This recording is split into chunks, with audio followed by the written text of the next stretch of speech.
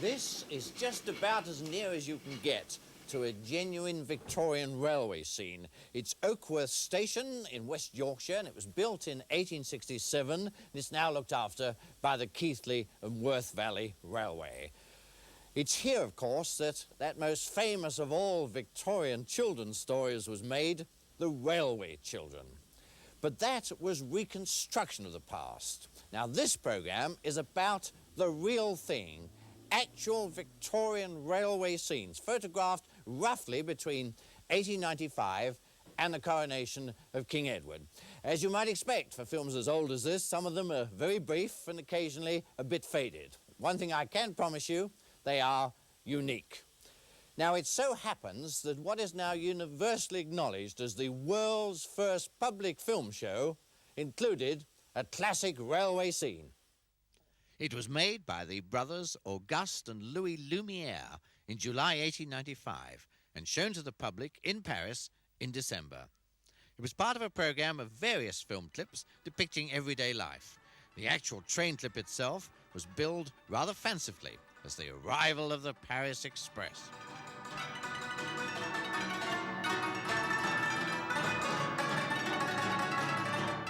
In fact, it shows a branch line train arriving at La station from Marseille on the old PLM system, Paris, Lyon and Mediterranean.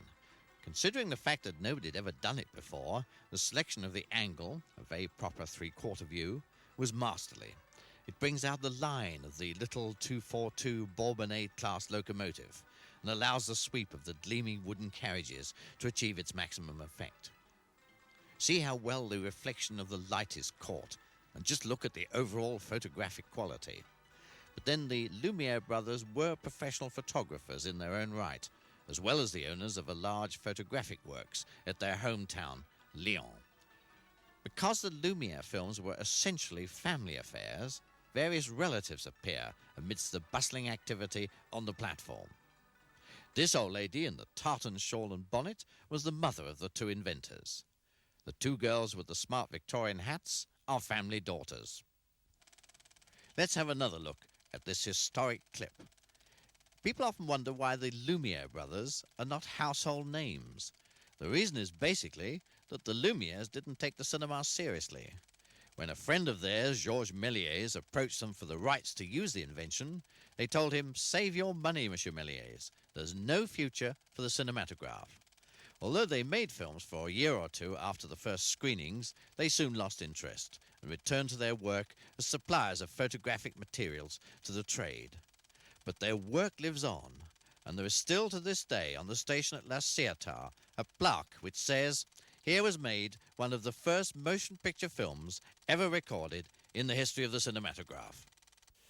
Well, that scene was first shown at the Regent Street Polytechnic Exhibition Hall back on the 20th of February 1896, and immediately afterwards, a couple of weeks in fact, it was transferred to the Empire Music Hall in Leicester Square. And one of the things they used to do there was using the pit orchestra and the man who did the percussion effects. He was armed with a bottle of compressed air, and as the train came in on the station, he used to synchronize a series of shushes with the compressed air bottle. And the combination of this with the picture on the screen was so realistic that, so the story goes, audiences in the front rows literally used to sort of jump back in their seats lest they be mown down by this great steam engine thundering in on the screen. This idea of a train entering a station became so popular that in year one of the cinema, when other filmmakers began to start up their little efforts at filmmaking, it was almost obligatory to start your catalogue with an item called "A Train Entering a Station." George Albert Smith, a portrait photographer of Hove, saw the Lumière programme in London and decided to make films himself. He managed to get a good look at the Lumière's combined camera and projector and picked up enough detail to get a local engineer to build one on the spot. In May 1896, he took his first test film, in this case at Hove Station on the London, Brighton and South Coast Railway. The train has come from Victoria and is on its way to Portsmouth. First, second and third class compartments were provided without corridors, so you had to get it right from the word go. Notice the railway servants, as they were still called, some with sashes to denote their status in the railway hierarchy. As in the case of the Lumiere film, the photographic quality of the 35mm film is quite staggering. Many of the true pioneers of the cinema were expert photographers. It was not until later on that the lads from the seaside piers and the fairgrounds got hold of film equipment, and flicker and scratches like rain and shaky pictures became the order of the day. But here, a genuine Victorian railway station scene comes to life, with all its crowds and the sense that a journey by railway was still something of an adventure, with lots of people there to see you on your way. The locomotive in this scene is a William Stroudley 042 Gladstone class, of a type first introduced in 1882. They were the standard express engines of their day and pulled the famous Southern Belle from London to Brighton, as well as servicing the express routes along the south coast lines of the London, Brighton and South Coast Railway. Incidentally, the first of the series, Gladstone, was withdrawn in 1927 and purchased for preservation by the Stephenson Locomotive Society for the sum of £140. It was the first steam engine ever preserved by a private society, was shortly afterwards handed over to the National Railway Museum. Today, it can be seen on display at York. After 1896, George Albert Smith went on to become a founder member of what is known as the Brighton School of Early Filmmakers. He lived to the age of 93 and was honoured by the National Film Theatre in London for his pioneer work, even though he had given up filmmaking as far back as 1912.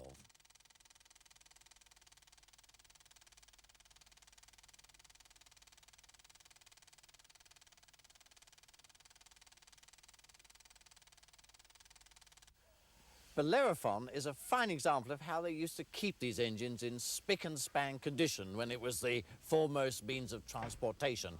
She's actually an 060 well tank, built by the Haydock foundry by one Josiah Evans back in 1874. She spent most of her working life pulling coal trains around the northwest, but occasionally passengers, as for example when the works employees went for a trip to Blackpool. She's typical of the era, as indeed is this six-wheeler Brake Third. Built by the Great Northern Railway at Doncaster in 1888, it came to the Worth Valley in 1966 and has been restored externally with its original varnished teak finish, typical of the Great Northern and later the L.N.E.R. On the back is a guard's lookout, a special viewing window, which was essential in those days to allow the guard to oversee the whole train. These lookouts came in many different forms, and one sort of bird cage was caught quite by accident in a little film made by a North London filmmaker, Robert Paul, in 1896, photographed in fact on the Great Northern Railway at Wood Green.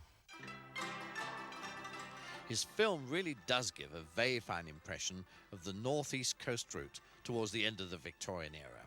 These are typical 222 and 240 Great Northern locomotives of the 1890s. Trains were very short in those days, perhaps 5 or 6 vehicles at the most. The engines have the appearance of steam sprinters, quick starters and nifty runners. It's all very reminiscent of the famous races to the north of the 1880s. By the way, the film has not been cut.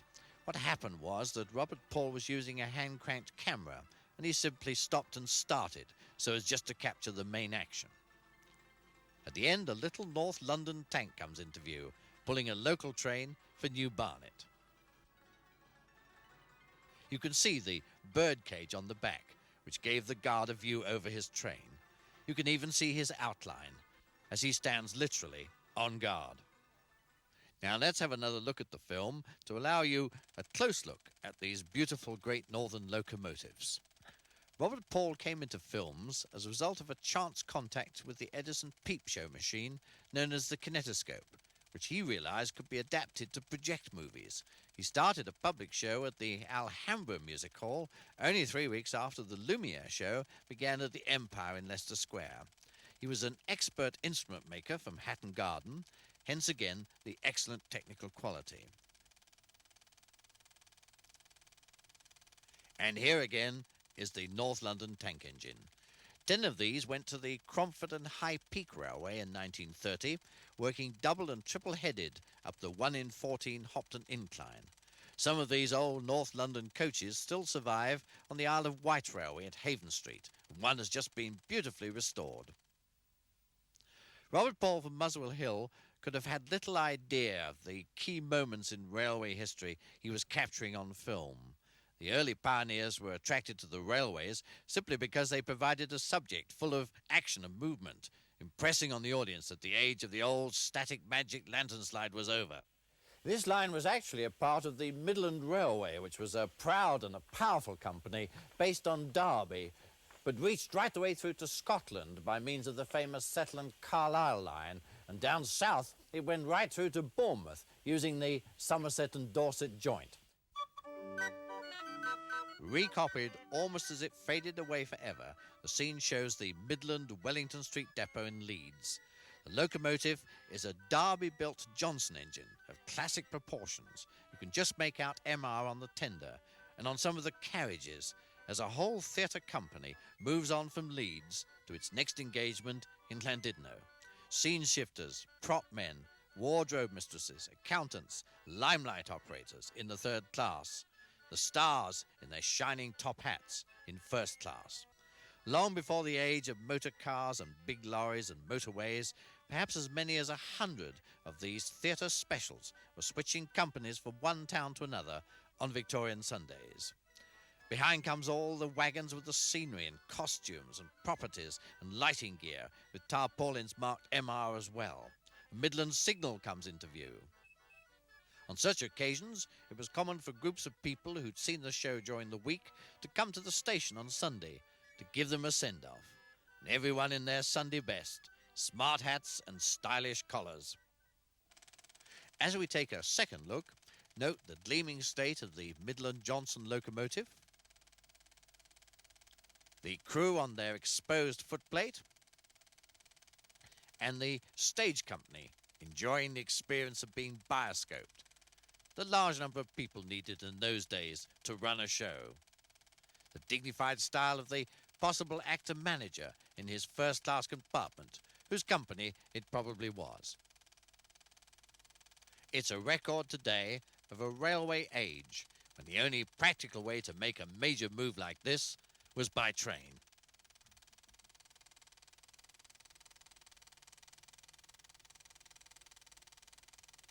Film cameras were very heavy hand-crank devices in the early days, and thus were somewhat immobile. One early but brilliant idea was to get the camera platform itself to move, and thus create the first ever real moving picture scenes. A flat wagon on the front of a locomotive provided the answer, and gave Victorian audiences a view of the railway they never got from their carriage compartments. These original driver's eye view films were called phantom rides, and the idea remains as valid today as it was in 1898.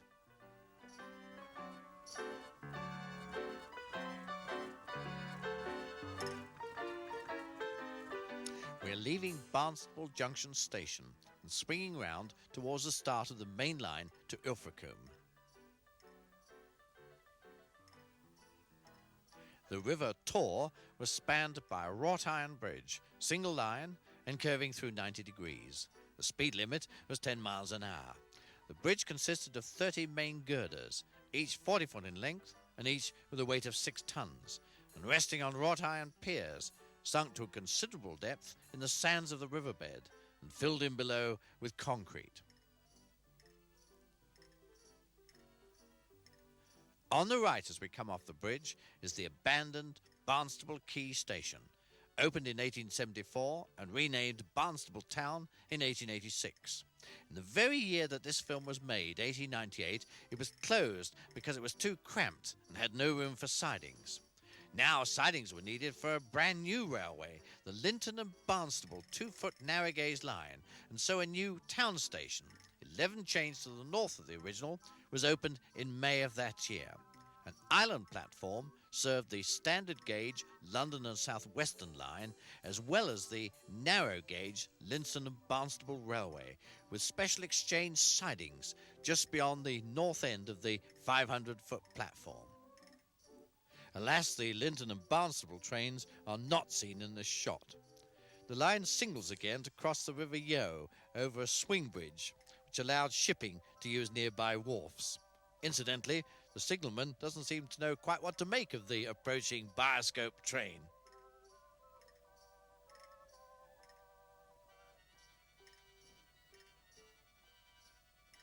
Just after the line doubled again, the film in the camera ran out. Reloading must have been quite a business, especially as it had to be carried out on a swaying flat wagon, and with great care needed in those days to make sure that the film path was running smoothly through the camera. So by the time our unknown cameraman got going again, we were well along the route, having passed the stations at Rafton, Braunton, and Mortyhoe and Woolacombe. The Barnstaple to Ilfracombe line was 14 3/4 miles long. It was opened on July 1874 and was the most difficult line worked by the London and South Western Railway in the West Country.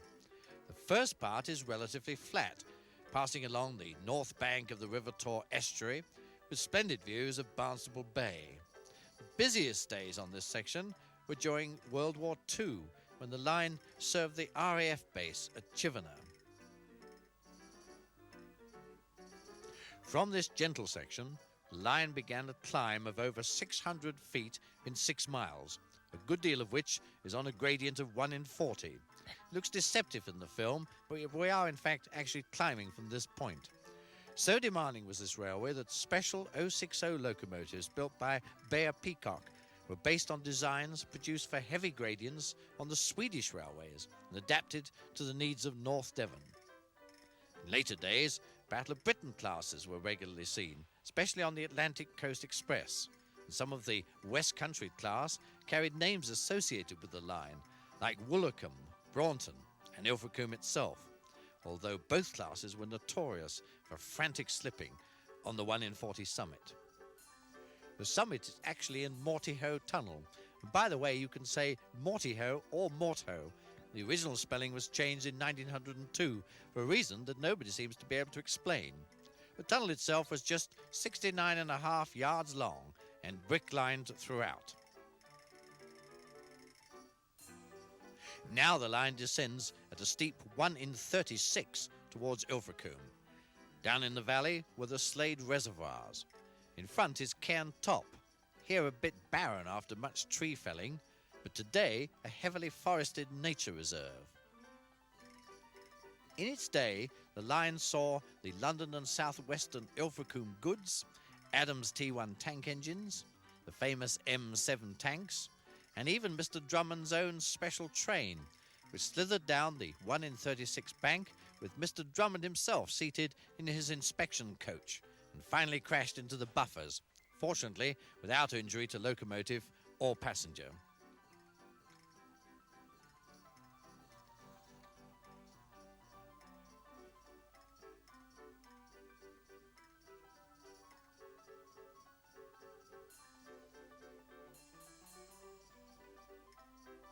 The line is now descending the last part of the 1 in 36 bank towards the signal box at Ilfracombe. The signalman seems in some doubt as to what to do with the bioscope train, but gives us the road at the last minute. We have descended some 400 feet in the last 2 miles, and good brakes are now all important. On the left is a fine view of a typical Victorian yard with tank locomotives, an old London and South Western stock, and there's some of those fascinating bird cages. In 1874, it was found to be so windy on this 250-foot hilltop with strong winds roaring in from the Atlantic that a special tall screen was built round the platform to protect the passengers from the inclement weather of North Devon.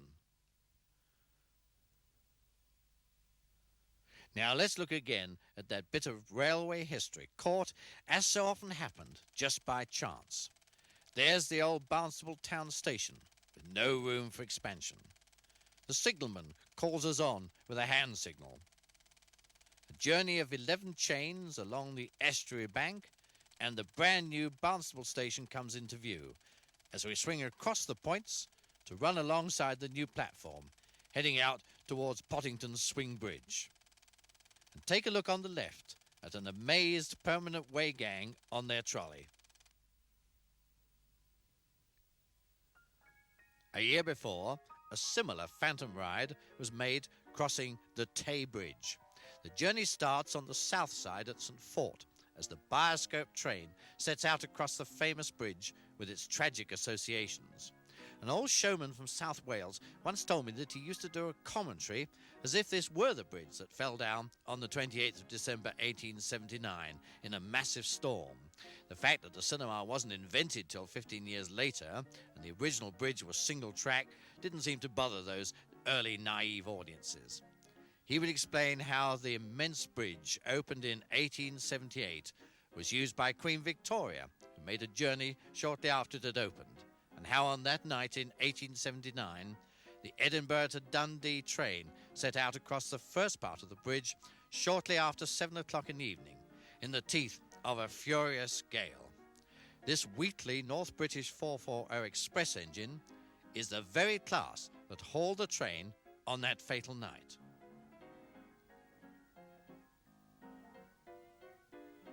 As the train entered the high girders that formed the central section of the bridge, there was a brilliant flash of light and then total darkness. The entire train, carrying with it a major part of the central girders, had been swept into the river below, taking with it 75 passengers and the 2 footplate men. None survived. Being encased in the high girders, the locomotive was protected and later recovered more or less intact. Incredibly, it was restored, and number 224 went back to work again on the North British line. Despite the terrible disaster, with typical Victorian persistence, a new bridge was soon built alongside the old one, the bridge that we've just crossed, which still survives to this day on the route north to Dundee and Aberdeen. Now a chance to look again at this very rare phantom ride.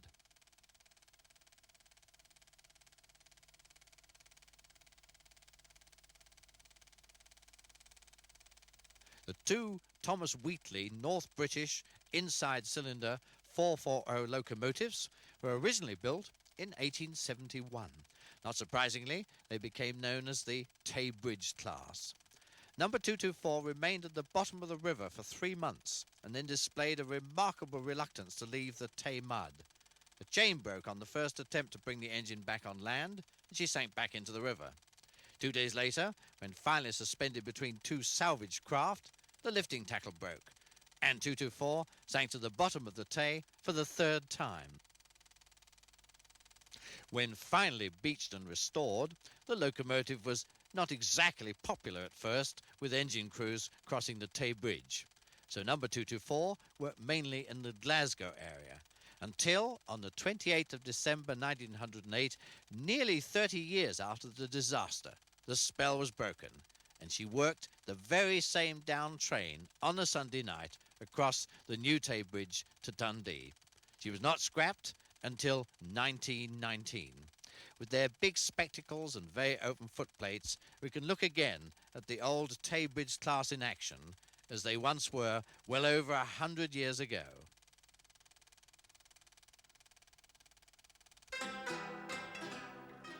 Another variation on the train theme was a train entering a tunnel. This is Queensbury Tunnel on the Great Northern Line between Bradford and Halifax, filmed by the BAMFORD Company of Holmfirth in 1898. An express passenger train enters the tunnel to a great cloud of smoke and steam. At the end, a goods train can be seen very briefly emerging from the darkness. This idea of a train entering a tunnel led to what was the earliest and most primitive of all story films, and to the vague concept of film editing by joining together 3 shots that tell a story. And in fact, 2 versions of a film, A Kiss in the Tunnel, still survive. The first may have come from the making of the Queensbury tunnel shot, because it starts, strangely, from the other end of that self-same tunnel. A Lancashire and Yorkshire train enters through the impressive stone portal. It's a typical Pennine scene of the kind often documented by the BAMFORD Company. So that's the tunnel. Now for the kiss. This was shot in a glass-roof studio and uses the sort of simple sets and minimum of props that were a feature of the BRADFORD famous life model picture postcards. The young man is a member of the BRADFORD family. The lady worked in the packing department of the lantern slide factory. In 1898, this was hot stuff. For no particular reason, the train comes out of the tunnel into Monsaldale Station on the Peak Line over the top of the Pennines to Manchester on the old Midland Railway. You might just catch a glimpse of MR on the buffer beam of another Johnson Derby-built locomotive, followed by a nice line of old Midland coaches running into the station in 1898. Monsaldale Viaduct was so attractive that it once featured on an LMS poster about the beauties of the Peak District. Now let's look again at that lovely shot. The train crosses the viaduct after leaving the distant tunnel and enters the station, complete with Midland stock. Monsaldale lay between Matlock and Buxton on a section of the Peak Railway that closed in 1968. In recent years, there have been many plans to reopen this part of the line.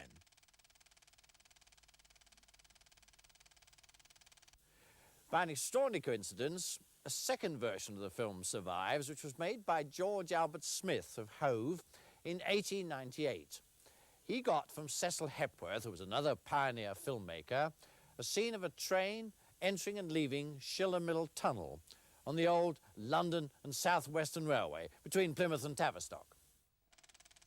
Let's start with the master film. This is A View from an Engine Front, Shilla Mill, made by Cecil Hepworth of Walton-on-Thames with the kind cooperation of the London and South Western Railway. The train has emerged from the tunnel with an old London and South Western locomotive on the front. Then our B.R.A.D.F.O.R train moves forward to enter in a strange kind of gliding movement, Shilla Mill Tunnel, identified by the tunnel number and London and South Western plate. After a bit of darkness, the train emerges on the other side. It was originally presented to the audiences all as one continuous shot. George Albert Smith took this material, cut it in half, and added his own version of the kiss. So, here we go again.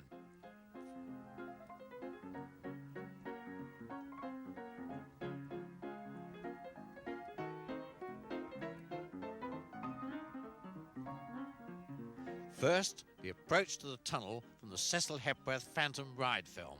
Watch for the telltale number on the right-hand side of the portal to this smoking cavern. Cut to the kiss. The more dignified gentleman is none less than Mr. Smith himself, and the lady was his wife. In this case, a somewhat crude painted backcloth provides the interior of the railway carriage, which was filmed out of doors in natural sunlight, using a little studio that Mr. Smith had opened in St. Anne's Wells Gardens in Hove. The props in the form of the luggage are better than the BRADFORD film, but you can clearly see the effect of the bright sunlight. And so, out of the tunnel. The editing effect is much more convincing than the BRADFORD film and begins to show a real feeling for editing for the first time ever in the history of the cinema. A very large number of Victorian films, of course, have been lost forever. Now, one way in which in this program we've been able to bring at least one of those films back to life again is using this little device. It's called a Kinora, and it was a sort of Victorian parlour room toy. And it worked by having a drum of photographs and a little handle, and you turn the handle and look down the viewer, and you see a little very brief moving picture, the sort of thing they used to have on the end of seaside piers once upon a time.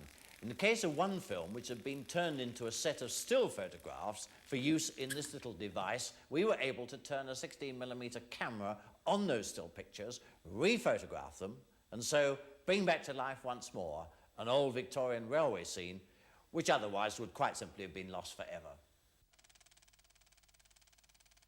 In this case, it turns out to be a unique scene of an old Stirling 440 of the South Eastern Railway, with a director's saloon in tow, perhaps the one used by James Stirling himself. The scene was filmed near Knockholt on the South Eastern and Chatham Railway between Orpington and Sevenoaks.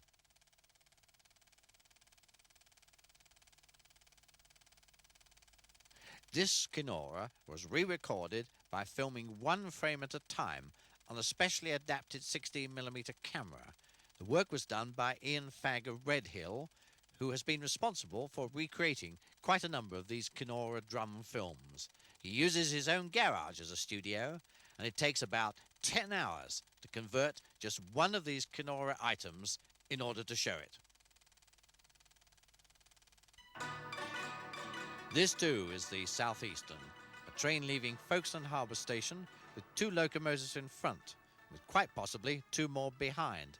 For this is the start of the famous Folkestone Tramway, a stiff 1 in 30 climb up from the harbour to the junction, where the train was formed up into a boat express for London. This spectacular climb was one of the great sights of steam days right up to the end, when old Ashford-built Southeastern and Chatham R-class tanks could be seen in action.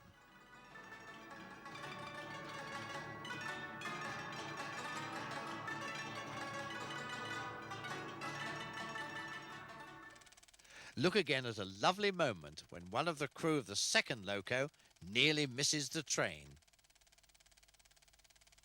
Some specially built 6-coupled tank engines were used to handle this nasty feeder line, followed in later years by F-class and R-class, all with extra sandboxes and additional brakes.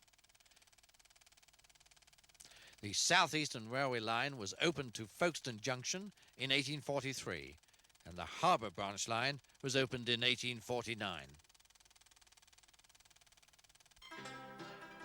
This is also classic Southeastern and Chatham, a departure from Charing Cross of a boat train, with a fine display of Southeastern and Chatham stock, Pullman cars in the make-up, and a Wainwright 440 on the front.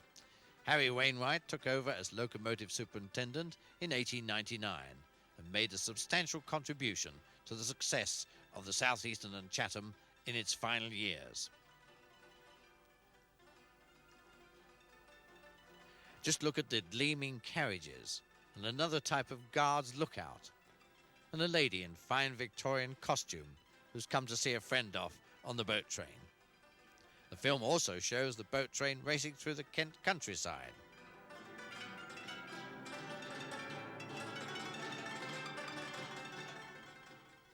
As we look at it again, watch the 4-couple locomotive slipping its wheels as it tries to grip the rails out of Charing Cross in this very rare shot of a major London terminus.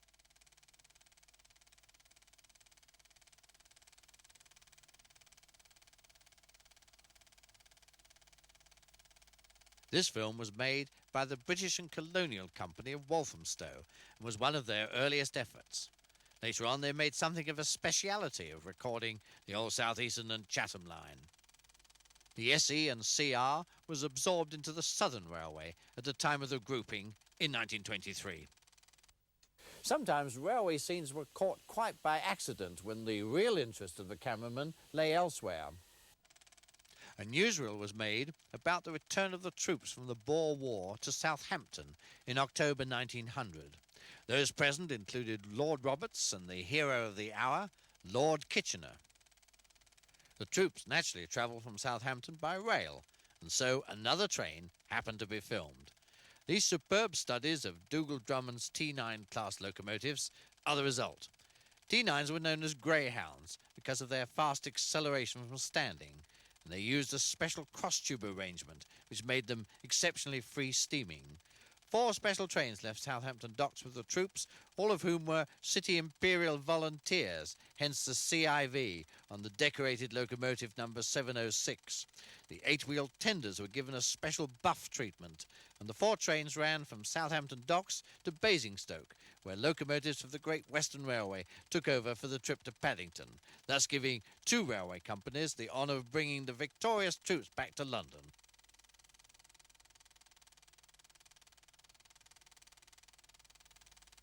Lord Kitchener had a special decorated locomotive with his initial K on the front and flags at every vantage point.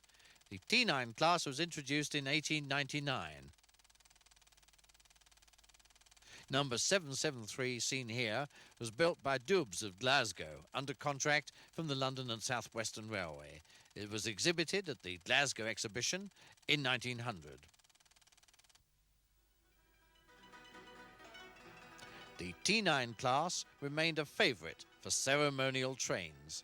This brief shot was taken at Portsmouth in 1901 and shows a T9 hauling the Great Western Railway Royal Train from Portsmouth Harbour on the occasion of a visit by the French President and the start of the Entente Cordiale.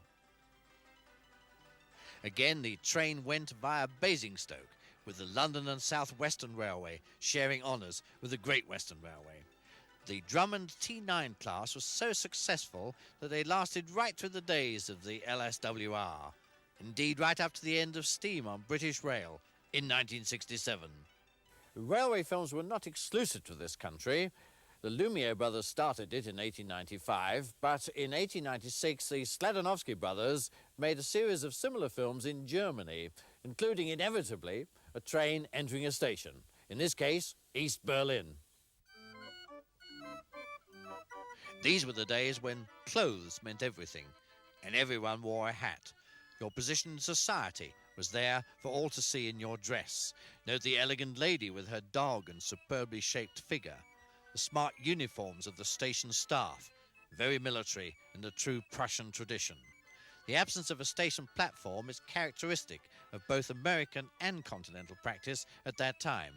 Only Britain went in for fully fenced railways and elaborate platforms.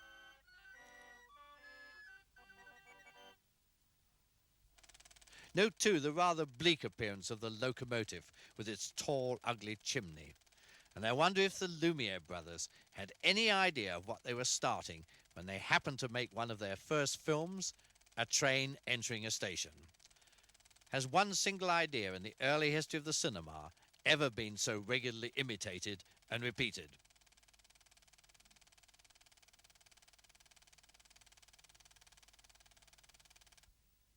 Another film from the German collection of 1896 includes this fine view of the elaborate steam-elevated system, then to be found all over Berlin. In this case, the variety of street traffic provides an added bonus.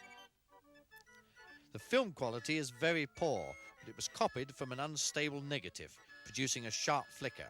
And it's not helped by the fact that the inventors could only achieve a speed of about 8 pictures a second, compared to 16 a second for the Lumiere films and 24 or 25 pictures a second for modern film and TV projection. The German bioscope system was first shown in the Berlin Winter Garden, using homemade apparatus and a somewhat crude worm gear device which the brothers proudly proclaimed had taken 258 hours of labour to manufacture.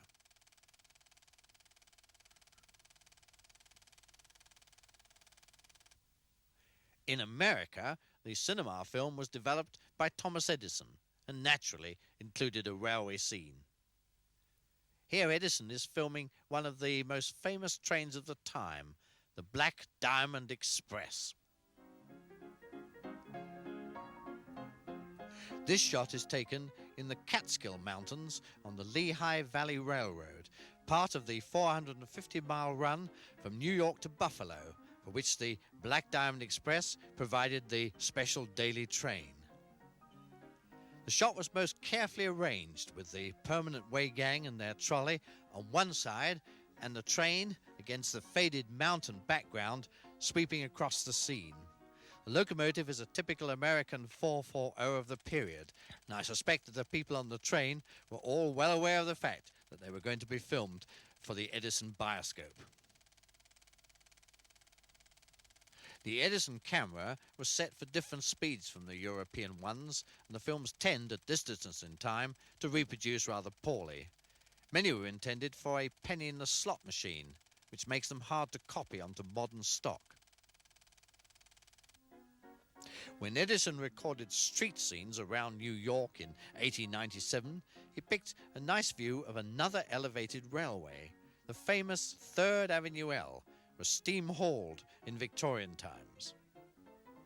The idea of elevated steam railways spread to Europe, as we saw in the case of Berlin. In Britain, it came in the form of the Liverpool Overhead Railway, with the difference that electric traction was used there right from the start. Note the New York trolley cars in action, as well as much horse-drawn traffic. Incidentally, the strange fir tree growths are caused by a static charge building up in the hand-cranked camera, eventually affecting the exposure of the film. It was most likely to happen on hot, dry days.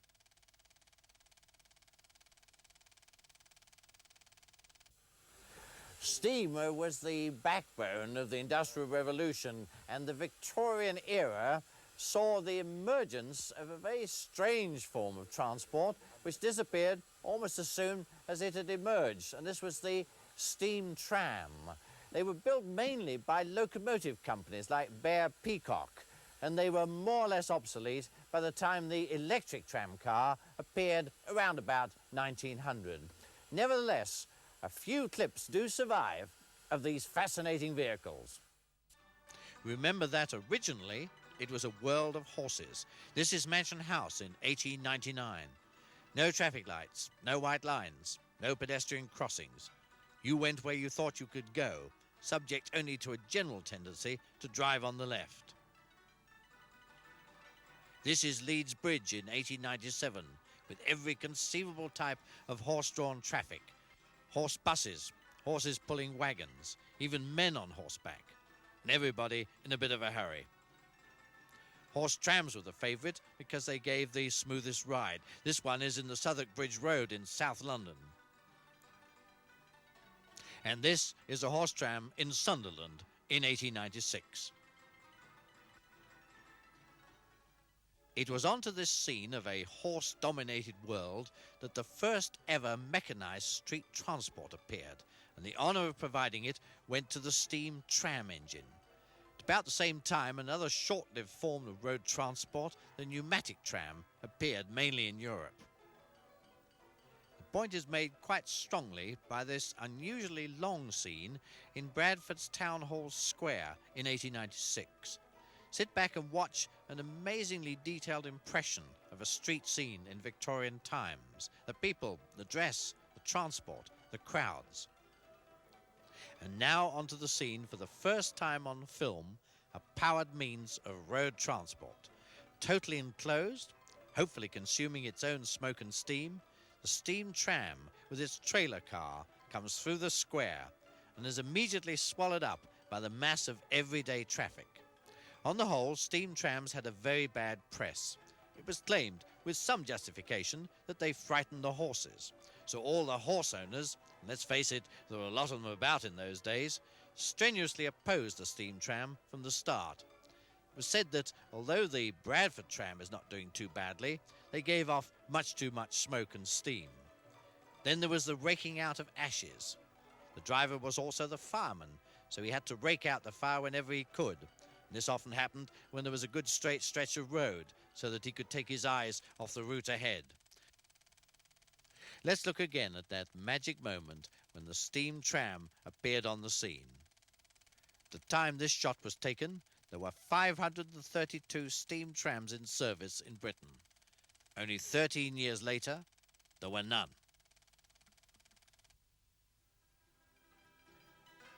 In this scene in Stockton in 1896, a steam tram demonstrates only too clearly the pollution effect as the fire is raked out and a nice clean bit of road turns a very nasty colour on one side. It's hard to imagine even a horse making a mess like that. Raking out was only supposed to be done at the depot. Now let's see it again and watch closely on the right-hand side of the track. Eventually, local authorities turned against the steam tram and often refused to give renewal of powers to operate with steam.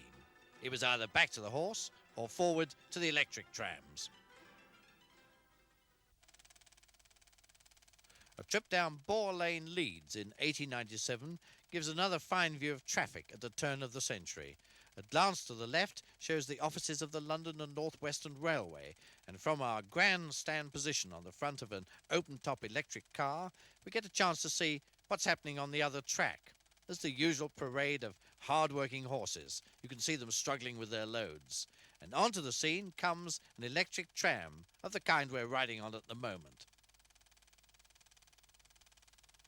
And now a steam tram comes into view, sharing the same tracks as the electric trams. And there is a fine view of the steam tram on its own. Had the motion picture been invented only 10 years later, it would have been impossible to see these rare steam vehicles at work. Here is one of the most remarkable and historic transport shots ever taken in Victorian streets, showing steam, horse and electric power all in action at the same time. It's Leeds again, this time City Square. Watch carefully. A horse tram arrives and stops in the square. Notice how much this busy scene looks like a painting by L.S.W.R. From left to right comes a steam tram, followed by another steam tram. They're towing double-deck trailers, which have no motive power. A horse bus dashes by. And then an open-top electric tram car arrives. Busy traffic continues. And finally, a horse tram comes into the square, and a little Charlie Chaplin figure gets off. Now let's run that again. Notice the man with the big square sandwich board. The horse tram has come to a stop in the square.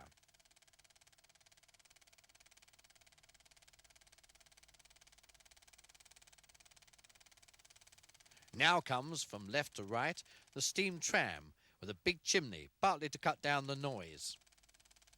Look at the mucky steam lines compared with the clean horse tram lines, and the second steam tram towing its trailer car. Right to left, a horse bus dashes by. And now, the open-top electric tram car comes on the scene. The bustling activity of horse-drawn carts resumes. And finally, a horse tram enters the square, and that little Charlie Chaplin figure gets off.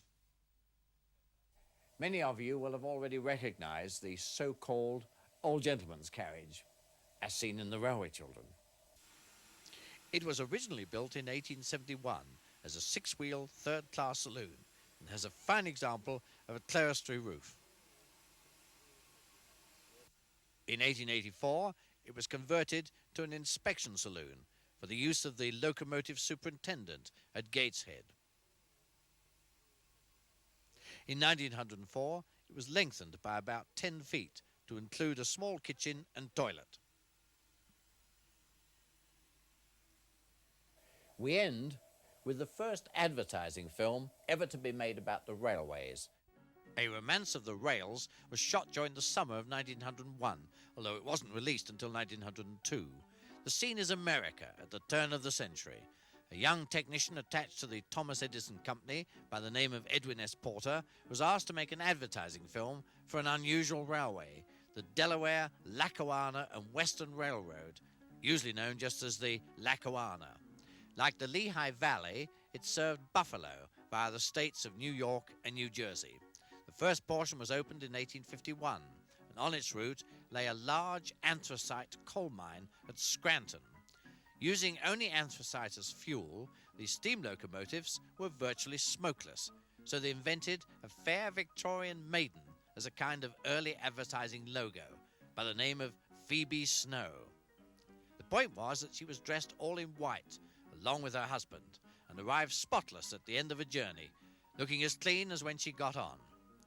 Not many railways could claim that in those days. Phoebe Snow even had a poem written for her.